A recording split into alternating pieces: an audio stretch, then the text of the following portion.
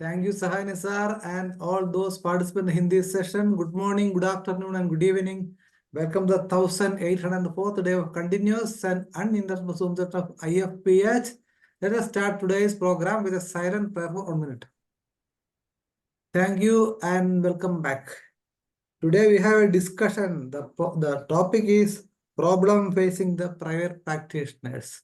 Very interesting and important one. Kindly share your insights and thoughts and solutions to this major menace, the homeopathy. So our panel members are Professor Dr. Kulwant Singh, Principal Singhbom Homeopathy Medical College and Hospital, Jamshedpur, Jharkhand. Dr. Ehia Parakavatti, Chief Consultant, Ehia's Wellness Clinic, Aruva, Ernakulam, and Thiruvananthapuram, Kerala. Dr. Neha Kakkar, Homeo Cure and Care Clinic, Meerut, Uttar Pradesh, and Dr. A.V. Sharma, MD, PhD, the fourth generation homeopathist. So on behalf of IFPH, I'm welcoming you all. You can take 10 minutes in the first round, then you can have another 2 minutes round up. So please proceed, sir. Dr. Kulwant Singh, sir, please. Problems facing the homeopathic physicians, practitioners, yes, please, sir. And audible also? Yes, yes, sure. A very common but very difficult question today. Problems facing the private practitioners in homeopathy. There are so many problems, and it will be very, very difficult for me to pinpoint every cause and everything in 10 minutes lecture. So I hope and I request the other panelists also that where I will leave, the remaining points should be covered by them also. Otherwise, one person cannot cover all the aspects of this topic. So, in short, we can divide these problems in some small groups. That one is what is the problem from the academic side, what is the problem from general field, what is the problem from pharmacies, what is the problem from the senior and colleagues, what is the problem from a data point of view, what is the problem from evidence-based homeopathy, and above all, what is the problem from the patient side. So all these aspects can be covered by all of us. Some of the problems I will try to discuss, but the other I request my fellow colleagues that they will also cover the same thing. So what we see in practice life, that these are the basic problems which we see that whenever a practitioner of homeopathy comes into the field. So first of all, the main problem is inadequate limited scope in emergency cases, inadequate clinic infrastructure, financial insecurity, difficult clinic diagnosis, absence of protocols, limited availability of rare medicines, limited research, low patient compliance, lack of public awareness, and very important part nowadays is the purity of medicine. You can take medicine from anywhere and you are not sure whether the medicine is proper or not. But the basic concept of this problem is it starts from the college. Whenever we go to study, whenever a student comes to, I have been teaching since last 46 years.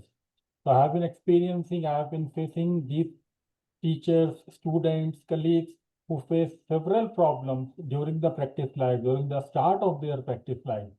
And there is lack of comprehensive clinical exposure. We study in a college, we go to the college, but we definitely lack of clinical exposure in our hospitals or OPD, because not every OPD or not every hospital is well equipped, and they are not able to give us a proper training. It is a fact of life.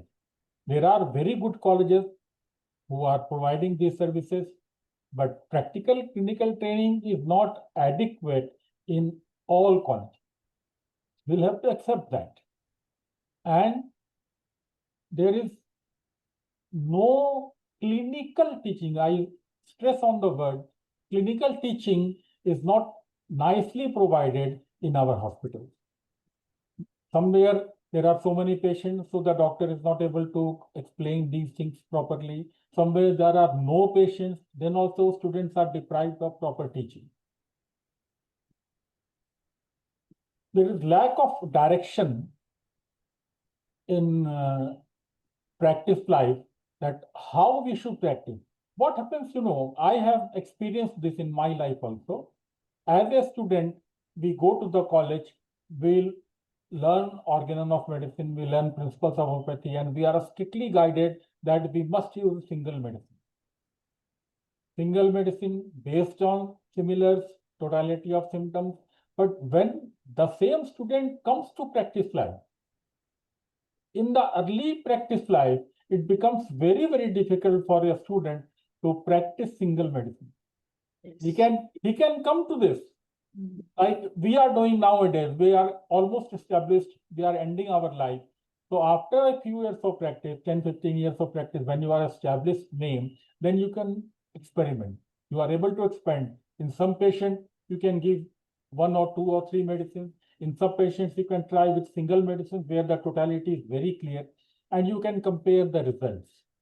Now, how a single medicine is working, how a combination of medicines are working, but the basic motive, basic aim is to give relief to the patient, and then almost we should try to cure a patient. One more problem in this case is that heavy bombardment of patent myths against the principle. You start to practice and you will face so many people, so many agents, so many representatives coming to you and giving you so many samples and so many medicines, so many, sometimes I should not say, some gifts also to prescribe their patent medicine. They have a formula-based patent medicine. Almost every big pharmacy nowadays is having, except a few. But all the big pharmacies who are making tinctures, who are making dilutions, but they are in addition making some formula-based medicine, which is destroying the practitioner. Because his knowledge is at question, his image is at question, his confidence is at question.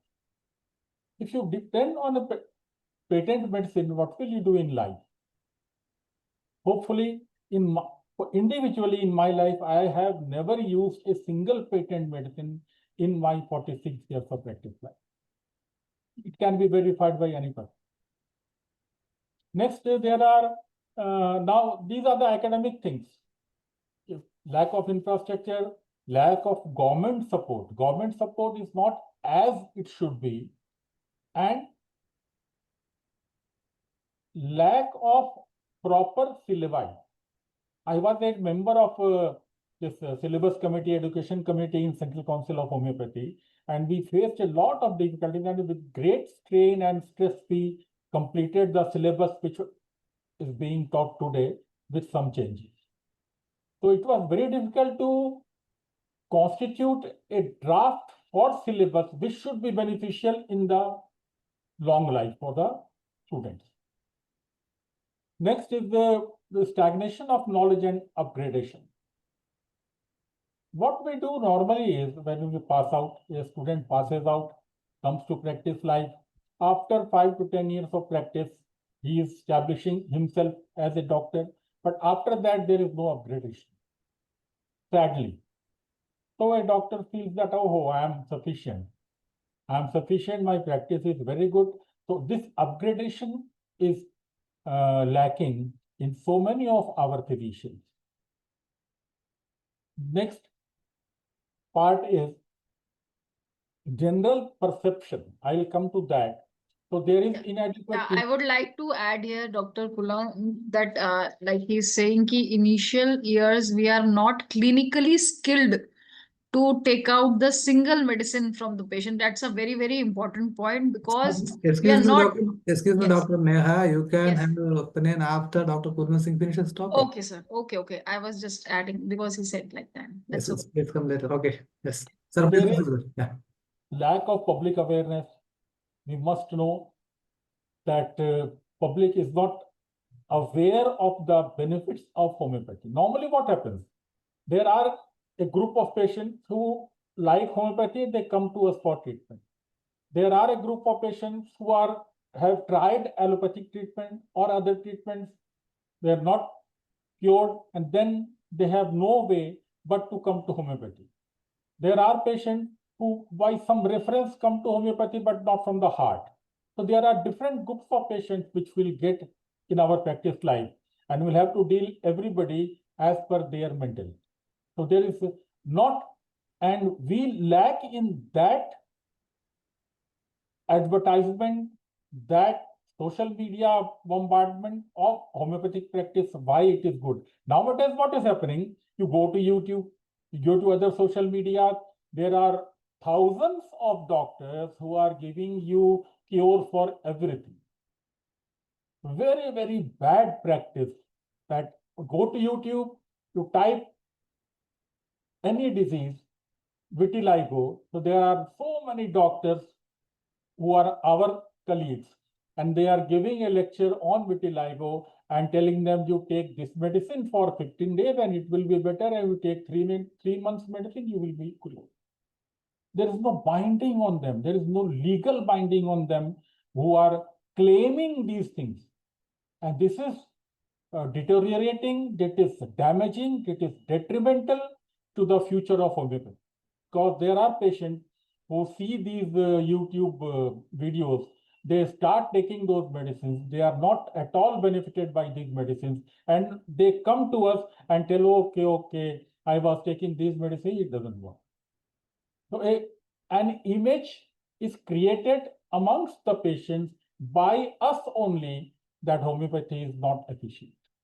So you have to convince them first that whatever you were doing was completely wrong. And I will come to that aspect, that is the advice of Dr. Google. But there are these things, I leave some more points for my colleagues also. There are so many points, but I leave some points for my colleagues. So there is skeptical public perception, inadequate clinical infrastructure, inadequate clinical training, and failed treatment. Whatever be the reason, but due to failed treatment also, we are not able to. And this is one of the drawbacks, that presence of quacks. There are presence of plenty of quacks who are either homeopath or no homeopath. They are giving 20 medicines, 10 medicines, 15 medicines, and somehow they are relieving the patient and the patients are misguided. Okay. One of the most important factors is that there is no job. Yes. So there is scarcity of job in our line. So students don't tend to come to homeopathy as their future. Sure. There is over-dependence. This point I would like others also to explain. Over-dependence on repertory. Nowadays, it has become a fashion that you cassette go repertorize, and whatever medicine comes, you give. There is no pressure, no skilled Mathematica teaching. If you have a sound base of Mathematica, there is no need of repertory. Repertory is a helping tool. Repertory is not a tool on which we should completely depend on for our practice. I have seen so many doctors, they take 4 or 5 symptoms, go to repertory, whatever medicine comes, they give, and they completely fail. Unless and until you have a sound knowledge of Mathematica, you cannot use the repertory properly. Repertory is a mechanical tool. You have to, and nowadays there is a computerized repertory. You don't have to think. In our times, old times, we used to take one case and repertorize that case within 3-4 days. It took 3-4 days to repertorize the case properly. But nowadays, you just a click, you can repertorize your case. And I think that this is not a very good practice in life. Yes, sir. Yes, sir. Please. I very seldom depend on repertory. I always depend on the knowledge of Mathematica, which is the base and which should be the base. If your Mathematica is good, you can prescribe the medicine on the basis of totality and on the basis of organon of medicine. Initially, what Dr. Neha also telling, that there is financial strain. A patient, a person, a doctor comes to the field for giving medical services, but the reason Important reason is that he should be financially stable, which is not a case in case of early practice. When you start your practice, there is always a financial strain. What I will do, how I will do. So unsustainable practice. I have seen in my lab that there are so many students who start practice here. After 6 months, they close their clinic, they go other places, then they shift to other places to establish themselves. And we always advise them, beta, you must sit at one place. Give 3 to 4 years of time, and then you will see that you will practice properly. It is not very easy to establish yourself as a homeopathic practitioner in a particular, it depends on the particular area, particular state. There are states who are very supportive of homeopathy, but there are states who are not very supportive in case of practicing homeopathy. So that thing should be taken into consideration. I always tell my students that 5 years is the teething period. When you pass out with your knowledge, 5 years should be your teething period. And during this 5 years, you should study one medicine daily at your clinic. Very simple formula. You are not very busy in your clinic. Take one medicine daily in your practice life, study it properly. After 1 year, you will be master of 100 medicines at least. Yes, sir, please. Now the most important enemy of our practice, that's the Dr. Google. Dr. Google is very dangerous nowadays, and it is rather spoiling so many cases. I don't say that Google is wrong. You go to Google, you ask anything, you will get your answer, but most of the time, these answers are very confusing, very, very confusing. So what are the drawbacks? It is a self-diagnosed cases. Google is diagnosing everything for you. You are not doing anything. Google-based remedies are there. They are challenging prescriptions. They are expecting instant results. The reduced treatment compliance and unrealistic expectations are there. Nowadays, I have come across that there are medicine companies who are having their websites, allopathic medicines, who are also selling homeopathic medicine. So you go to their website, you feed your symptoms, and one doctor will come, he will talk to you, he will prescribe the medicine for you. Ask him, he will ask you to go to these things and take your medicine. So these Dr. Google, multiple medicines, there is misinformation, the polypathy may ruin the case, lack of individualization, doesn't show unique patient profile, there always fear and anxiety. Online search may lead to worst scenario. Google diagnosis is not wrong, but is very exhaustive and may be confused.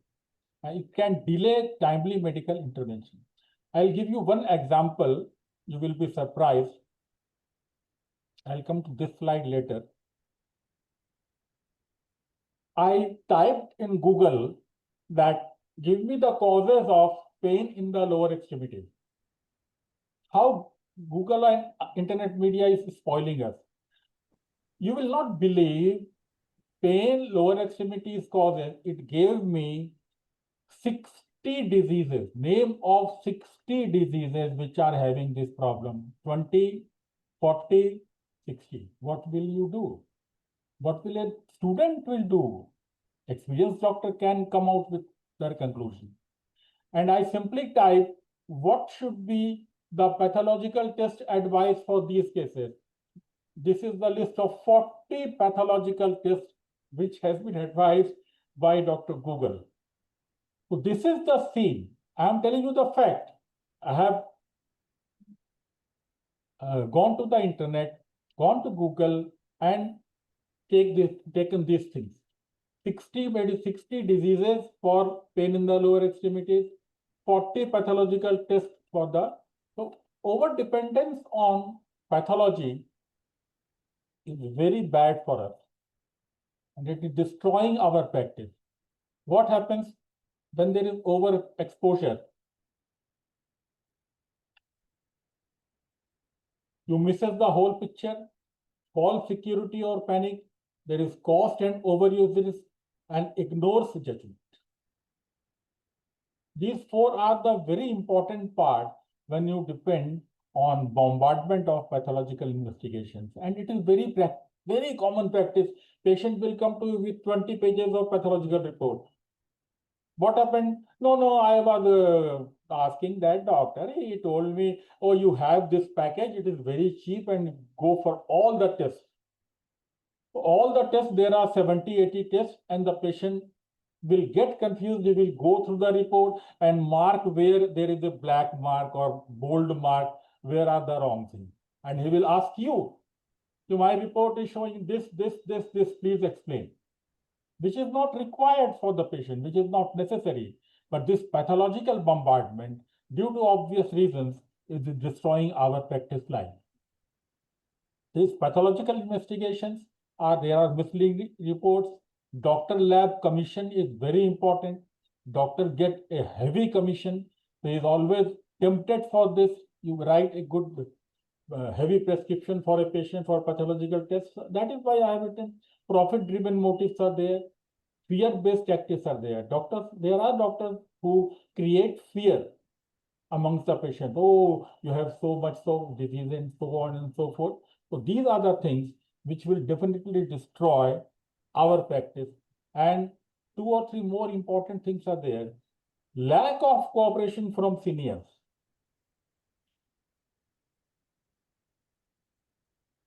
There is lack of cooperation from seniors. What I mean is that when a student starts practicing, after 1-2 years, there are seminars, there are other things, but you will see that senior physicians, not all of them.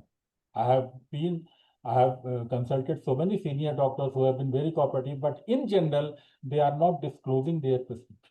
Excuse me, Dr. Gulwansi, you have taken 22 minutes, sir. Please, sir. My God, okay. Let's have to Okay, talk, sir. please. Okay.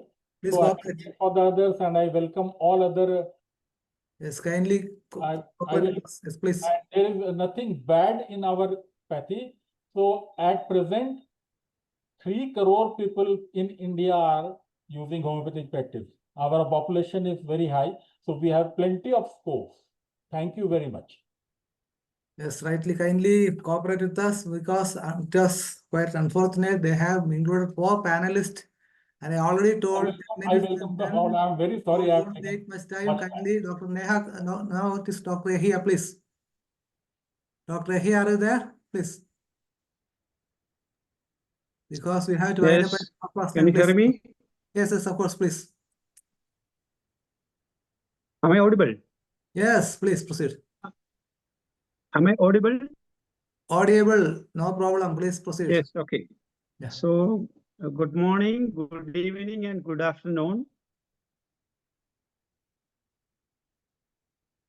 Okay. So, as this is an international forum, our subject is problems facing by the private practitioners, Yes. not in Kerala, not in India, but worldwide. So, as this is a global forum, so we had to address the general practitioners around the globe. Good. So I have 10 points to highlight. So what all difficulties facing by the homeopaths or the general practitioners. The first point is lack of recognition and acceptance. That is by the government, by the public. Homeopathy is often viewed with skepticism by the broader medical community and media. So we have to get recognition by the media, by the government, and by the public. So that is the first point. The second point is limited career opportunities. So we have only few government jobs. So the practitioners, those who are in the service, those who are earning salary from the government, so they are least bothered about these points. But the general practitioners who are in the street, so they are facing these problems. So there is only limited government job opportunities. And there is scarce hospital positions. So there are multi-star hospitals. 7-star hospitals are there here. But when we compare or when we come to the homeopathic sector, there is limited opportunities. The low income and financial security is the third point. So low income and financial security. So there is a very interesting point this, because so we have to compare with the other sectors. Then a homeopath have to compare with the allopathy or Ayurveda or other medical systems. So there is a slow practice growth in. So this is a global scenario. Establishing a private practice can take years to become viable. So to become financially viable, it will take years. Then for the homeopaths who are employed, getting poor salaries. Entry-level positions, especially in clinics and charitable settings, often offer minimum pay. So everybody is aware of that point. And at the same time, there is a high competition. So with the many practitioners and the limited demand, earnings are often low. For junior doctors, there is very limited salary. Low income group. So that is the point. 90%, 10% exception in every field. In homeopathy field also, there is exception. The fourth point I have to highlight is insufficient clinical exposure. So we are theoretical doctors. I am ashamed to say we are theoretical doctors, but I have to. Many homeopathic programs emphasize theory or a theoretical or a theory clinical skills, theory-oriented studies. So when we come to our literature, so the materia medica or organo or any literature you take, I don't think this much literature in any other systems. So that much literature have been pumped into our system. So we are theory oriented. Lack of internship quality when we come to the house agency. So in the allopathic medical colleges, what is the duty of an house surgeon? So 8 hours duties to come, it will automatically shift to 12 hours or 24 hours. So without sleep, without food, they are looking patients. But when we come to the homeopathic medical colleges, what is the state? What is the status?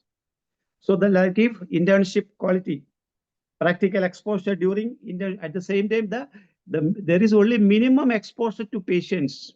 So they are at least our superint or the hospital authorities are least bothered of the students or the upcoming doctors.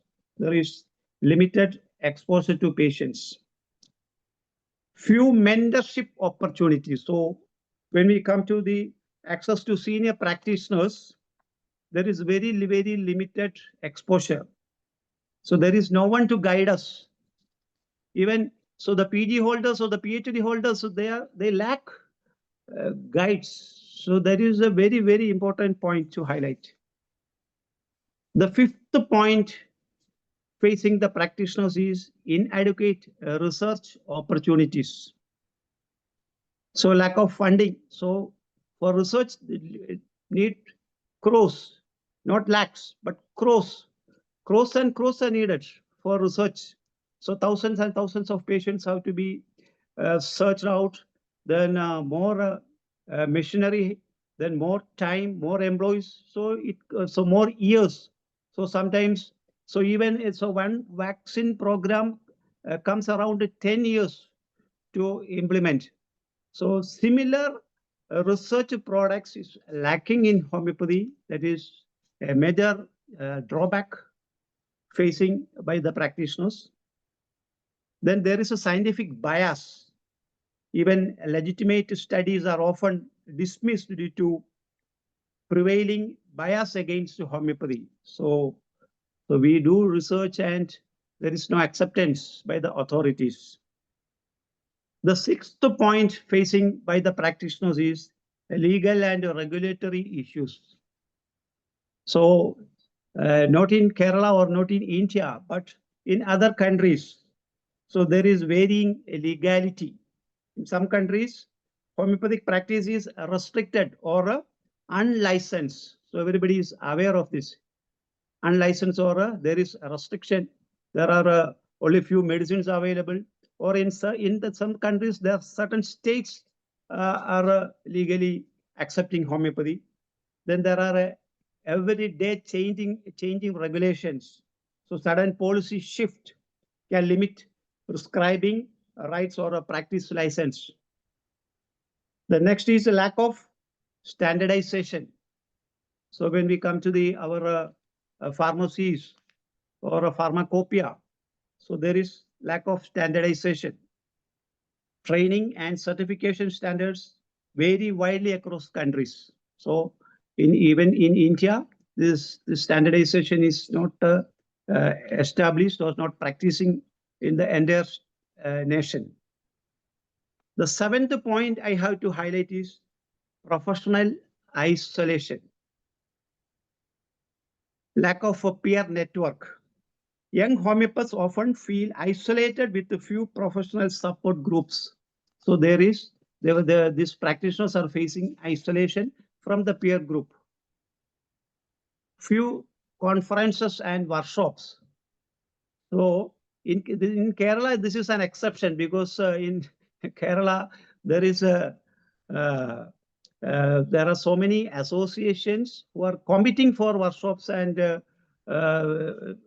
they are equipped with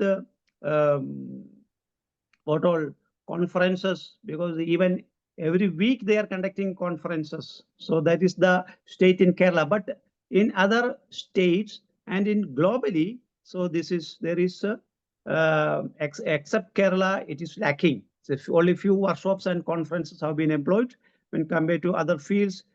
Fewer learnings and networking events are available. Kerala is an exception, I already told you. The limited interdisciplinary collaborations. So there is no collaboration with other systems. There is a great haste from other systems to homeopathy. And there is the next point, the eighth point is public misconceptions and misinformations. So when the media is concerned, when the government is concerned, when the authorities are concerned, there is misconceptions and misinformations employed generally about homeopathy.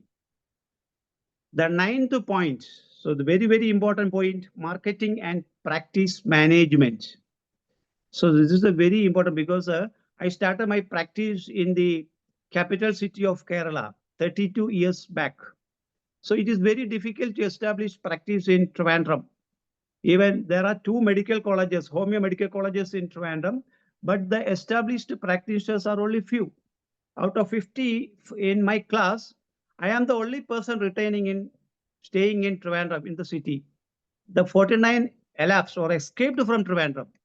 So it's very difficult when it is concerned to practice, especially in cities. So I learned something at how to establish. So this marketing is very, very important. So it needs a few hours class about this marketing strategies to explore these marketing strategies. So we need training for such procedures. So actually we have to consider, even though at the same time we are considering the system as a service. So for a general practitioner, for a private practitioners, there is some business in it. So that is, we have to learn the business inside this practice. The difficulty in attracting patients, that is another important facing by the general practitioners, private practitioners. So in the other systems, they are conducting so many medical camps. There is advertisement, there is sponsorship programs. There are so many publications, literatures, even Doctor, the weekly. Doctor Yes. here, please, maintain time, please. Yes, only one more point. The last point is Please. mental and emotional stress facing by the homeopaths. So junior doctors are facing so many stress from the public, from the family, and from the peer group, from the friends. So there are possible solutions are also I have to mention. So I think in the last session, I will tell the possible solutions for this. Okay, thank you. Okay, yes. So only 25 minutes remaining. Two participants are there. So kindly cooperate and understand. First of all, we must understand all these things before talking every point. Now, Dr. Neha Kakar, please. Yeah. Yes, please unmute. Please unmute. Yeah. Yes. Am I audible now? Yes, please. Yeah. Thank you, Dr. Kulwant and Dr. Yahya, for mentioning the different difficulties faced by the homeopaths. As Dr. Manoj said, we need to respect the time also. So I have broadly classified the problems faced by the practitioners into three parts. First problem is the problem faced by the homeopaths through the hands of our fellow homeopathic physicians or fellow homeopathic doctors. Second part is the problem faced by the doctor through the hands of the patient. And third is the problem faced by the homeopaths through the through the modern medicine or the modern practitioners. I have divided these three major classified the problems into these three major categories. So the first of all category, the problems faced by the homeopaths through homeopathic system, through the homeopathic fraternity, through the homeopaths. First point, as Dr. Kulwant said, we are not skilled enough to practice single medicine. That is a biggest challenge, I guess, the young practitioners face, because we are not skilled, we are not trained to see the mental symptoms, the totality of symptoms. So we need to be clinically more trained, more skilled to see the the totality, the observation part. And for that, as I have done my PG/DP in psychology, we need to learn the psychological aspect of homeopathy, and we need to be trained psychologically, to observe the patient, and also the clinical part through the diagnostic tests and other things. We need to be trained clinically to take out that single medicine. It's very difficult task for a young homeopath to fetch a single medicine for any case. And as Dr. Kulwant Singh and Dr. Yaiva mentioned, that the financial stress young practitioner goes, like for a female it might be a bit easier, but for a male member who has to support his family members, and he has to raise a family, their kids also, he has all the financial needs. So for that, he is bound not to practice single homeopathy, because we need results fast. The patient needs to get relieved very fast. He is visiting an allopath, he is getting instant result. But when he is coming to a homeopath, we are telling it will take time. You need to keep the patients. It's not easy for the patient to keep the patient, and also it's not easy for the doctor to convince him to keep patients, and to fetch out money from him and to support ourselves. So this is a biggest challenge faced by the homeopaths through the homeopathic system, and it becomes very difficult for the young practitioner to stick to the single medicine. And second point I want to mention here is, like Dr. Yahaiva mentioned, in other countries, most of the doctors passing out BHMS or doing their MD are not going into clinical practice. They are diverting to other fields. Many of my friends have joined TPAs and insurance companies as doctors, or they are completely switched off their lines, because we don't have that support from the government and from other sectors, or for, you can say, the whole picture which we get. It's not easy to stick to clinical practice, to stick to private practice, and and to keep patients, so that yes, eventually our practice is going to run a very fulfilling course, financially, emotionally, and mentally. So this is the biggest two challenges faced through the homeopathic system by the hands of homeopath.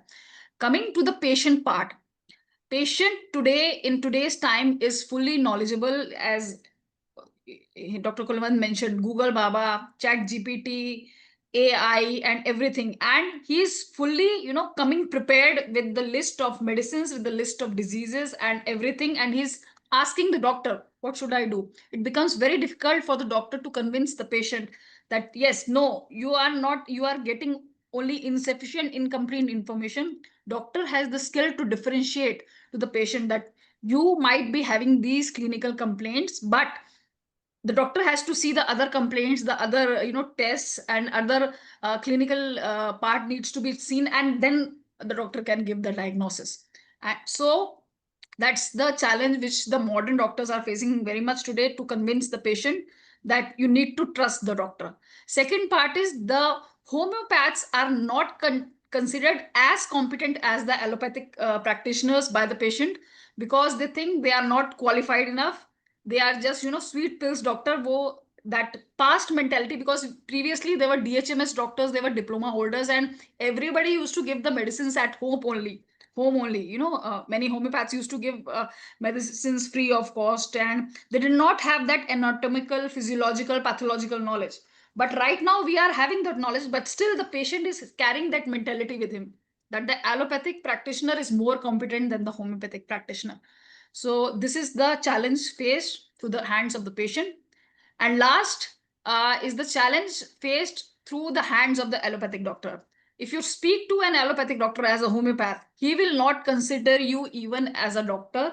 He will consider you as a layman, that you don't have a competent degree, or you don't have that equivalent knowledge of pathology, of anatomy and physiological process of the body. So you are not considered a doctor by the hands of the allopaths. And so it impacts the financially part of the patient will not even pay you the fees equivalent to the allopathic doctors. Allopathic doctors are earning way more than the homeopathic doctors. So it becomes very difficult at that time also to convince, even when you are conversing with the allopathic doctor, even the patients are not ready to accept that no, that allopathic doctor has prescribed these medicines, and due to them there are certain side effects and certain problems which are coming up, and that whole package needs to be it's a challenge to the homeopath. First he needs to clear the layers, all the layers of side effects and everything, and he has to take out the picture so that he can prescribe his medicine without bias, through the principles of the organon that Dr. Henneman has laid. And Dr. Henneman's, I am very sorry to say here, Dr. Henneman's principles are very rightly laid down, but we need some modifications at the level of organon also to adapt to the modern practice. That will solve a lot of our problems. So this is what I wanted to say here. There are many other aspects, but these are the basic 3 points I wanted to mention here. Yes, that's good, because we don't have much time. So it's Yes. always stick on the points only, because Yes. for explanation is needed, because only 40 or 30, 50 minutes is remaining now. Dr. Avi Sharma, please. Hello, sir. Yes. So today's session, I was very lucky that I actually got the last slot, because I could actually listen to all the people and what their points were. Coming from 4th generation homeopathy background, I don't find any complaint in this pathy. I don't find any problems in this pathy, and I don't find any problems in this pathy, because there was one thing that was guiding me. That was my mentorship. My father, he made my base so damn strong that I could face each and every problem with grace, with much of the preparation that I did in my early backgrounds. Next thing, what I would want to say is, my father is a DHMS doctor, and hats off to him. He is he's not amongst, he's the costliest doctor in this state. He charges 2,000 rupees for one consultation. And I actually aspire to be like him. Next thing, when I'm talking about mentorship, I would want to make this a point that students, they need to come to the doctors with a positive state of mind and a positive attribute that I need to know what I'm going for. I need to know the course this doctor is taking, how is he talking to the patient, what is he talking about, what he wants to get out of the patient, so that he can prescribe the medicine. Students, when they come to the clinic, what do they ask? Oh, sir, please tell me the fever medicine that you gave to this patient. What was it? Was it Econite? Was it Belladonna? No, no, no. It could be Gelsemium. They don't ask that why did you prescribe this medicine? Tell me this for a fact that why did you give this patient an Econite? So it completely and utterly depends upon the homeopath. I actually made it a point that I want to know about this pathy because I was seeing results at my home. And to be quite frank, I consider myself to be Ananya Pandey of homeopathy. Why so? Because I've been taught, I've been told what to do, when to do, how to do. And it is like, Apna, it is very useful for me. This skill, this inculcation of how to speak, what to speak, when to shut up, when to listen to the patient. My father always tells me this, and his father told him that ask for more. Tell me more. Tell me more. What else can you tell me? How else can you explain? And once you know that the patient is finished, then ask the direct questions, then ask the questions that you would want to just simply and utterly destroy the bullseye by giving single medicine. Single medicine is the only hope, and I stick to it. Dr. Kulwan, sir, I actually have met you in Patna. You've taken my Viva of my MD, and rightly said, sir, I have done my MD in material in repertory, and I do not follow repertory to all the patients who are coming to me. Repertory is just the index. It is showing that how much skilled I am. When we are talking about giving medicines, we'll need to know that all the books, including the materia medicas, including the descriptive and the therapeutic materia medicas, that is for our use. My father follows JAR's 40 years of practice, and he has told me, you see, this guy, whatever he has written, it is damn truth. But it is up to me, how do I actually practice this? And all the students who are coming to me, I make it a point that for first 2 years, do not come to my clinic, do not visit my clinic. Go read your anatomy, read your pathology, read your all the other allied, physiology and all. And from 3rd year onwards, come to the clinic, see the patients, and then see what we can do with homeopathy. This one word that we use, cure. I've cured the patient. I've cured the patient. Homeopathy cures. Homeopathy cures. Tell me how many patients have you cured? Cured means that the patient will never have this complaint ever in his life. Will you stick until he dies and then write, oh, I have cured this patient? Try and use right words. I've managed the patients. I can manage the case. When a patient is coming to you, he's coming to you with hope. And with homeopaths, I think this thing is blessing in disguise, that these patients are coming after taking allopathic medicines. They don't have anywhere else to go. Oh, we have lost all the hope. Now you treat. And that is when, if we even manage the case, forget cure. Cures happen. But if we even manage these cases, these chronic, ill-aided cases that are bedridden, cases that are physically and financially exhausted, if we manage these cases, I don't think that a patient will actually like, if a patient is going to go from my clinic, I don't think that this patient will ever tell any other person that homeopathy does not work for. Third thing, if you are not able to manage any case, if you think that this case is not up to my mark, is not up to my limit, let it go. That case is not for you. You should know your limits. You should always know your limits. See, this is something that has gone to this level. I don't think I can manage this case. If you say, I can actually palliate your complaints. Patients are coming to me with squamous cell carcinoma, erosion of Marjolin's ulcer. All of the buccal cavity is visible from this side. What a patient is actually coming and crying in front of me and saying that, oh, you save me. I know I won't be able to save him. Nobody can. I can manage this case by relieving the complaints. So I'll tell him, okay, I will relieve your complaints. The financial aspect is something we need to focus on. I personally, I've got a good clinic. The clinic is running well. People, they come and they tell me, students, they come, sir, Dr. Yaya was also saying this, that, oh, there are no jobs.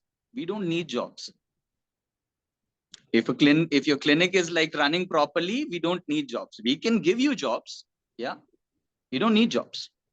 And I personally think that homeopathy, it has got this much skill set that it can actually take you from here to here in just few years.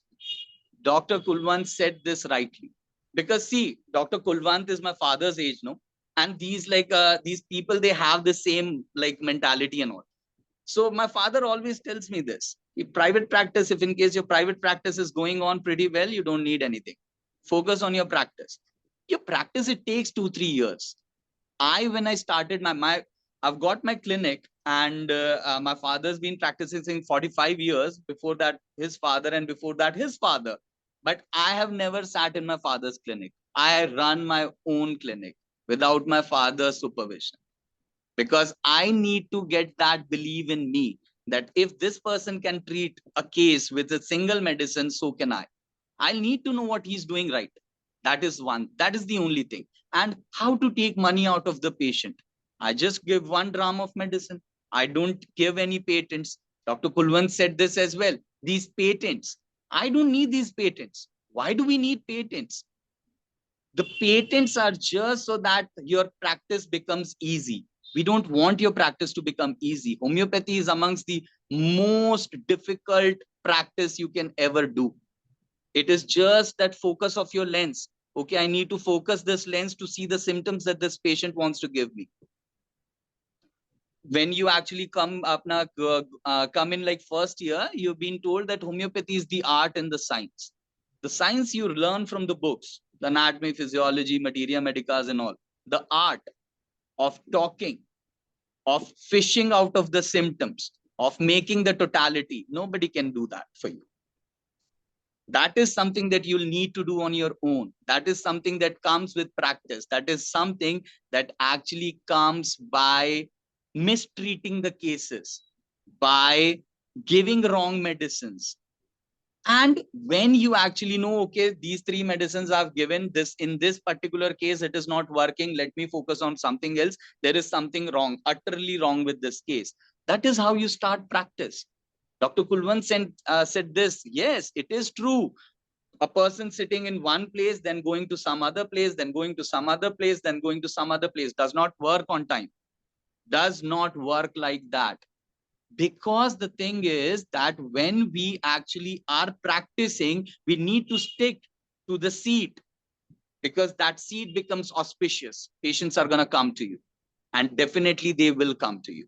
So my only one thing that comes, I'll actually I just want to make one point: mentorship. Choosing a good mentor is something that you need to do. Everybody, most of you have actually read a monk who sold his Ferrari. Nobody wants to read a monk who sold his Vespa, right? Read fictions, read novels, read stories, so that you can have a conversation with the patient in the same tone and in the same attribute the age of the patient or the clinical mindset of the patient is, and you will find symptoms, and then you can practice. Yes. That is all I want to say. Thank you for the time. Yes. And the last point you mentioned, I think, is the most pivotal one. Good reading is one of the major important points, so that you can communicate, you can enrich the patient's thought also. Then I think the most highlighting point was mentioned by Dr. here, that is the professional isolation. It's the most important thing.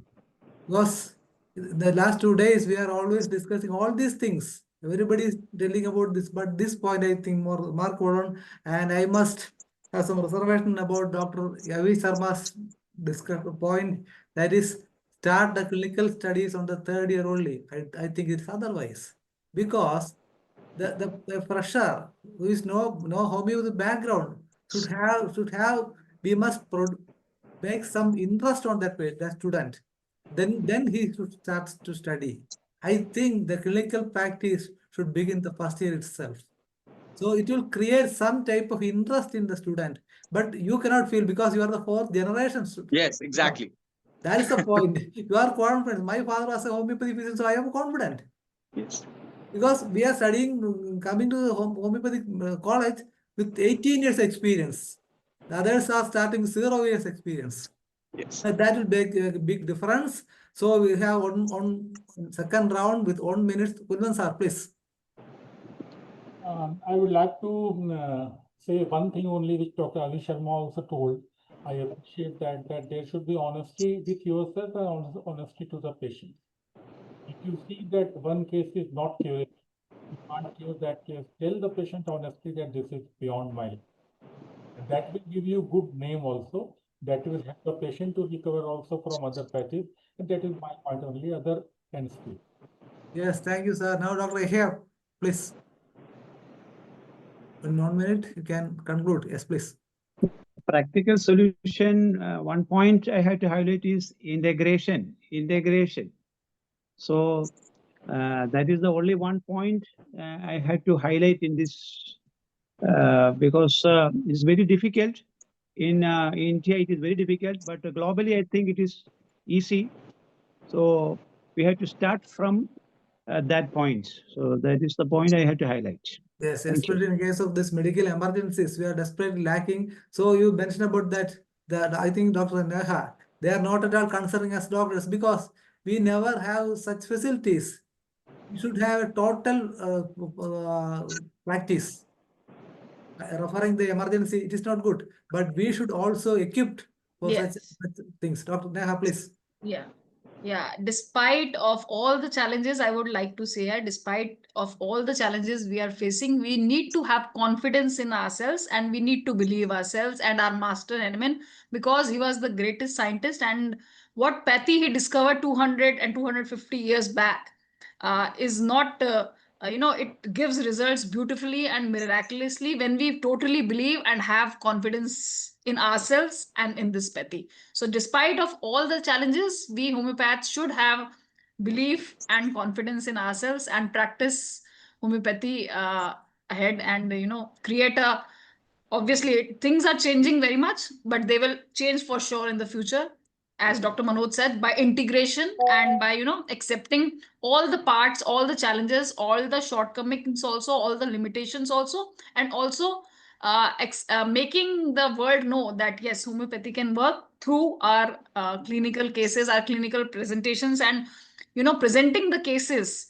All the doctors should have this just inside them, that whatever cases they have managed or treated well with homeopathy, they should be presenting these cases in journals and on these platforms like Ifph and all, so that we can take for homeopathy further. Now it is Dr. Avi Sharma, please. 1 minute. So my great grandfather had actually apna said few words, and he is told to do two things. One, get someone from your family to join homeopathy, and second, get someone from outside your family to join homeopathy, and ask them to do the same thing. So Yes. that it can actually help our pathy, and it can actually make our pathy even more stronger. That is all what I want to say. And last thing, that I have been lucky and I am doing my part by coming and teaching and mentoring students who are coming to me in my clinic for classical homeopathy. And I'm very happy if in case someone is prescribing patents and all, because I make it a point that I will actually tell all the things that these patents can do. It's a good thing for me. I'm a classical homeopath and I'm very happy with it. Thank you. Yes, nice. Anyway, I think more time should have been given Dr. Kulman Singh sir, because he's really brought a nice presentation, but unfortunately we don't have enough time. Dr. Dhanesh, you should consider we can have a separate session, only one resource person, that should be the Kulman Singh. Definitely, there's a amount of experience with him. The remarks will be conclude today's English edition. Hope you that will be back again tomorrow. Till then, goodbye. And Dr. Mariama John to continue the program in Malayalam. Thank you. Doctor, before there is an announcement for tomorrow, there will be a discussion on problems faced by students of homeopathy. That will be discussed tomorrow. There will be 5 participants from different part of India. So hope all of you will join us tomorrow also. And this kind of discussion will continue on Tuesday. We have the same discussion on by Dr. Mridul Kumari Sahani sir and Dr. A.K. Gupta and Dr. Anirudh Sukul. Okay, So Dr. that- Mariamma, please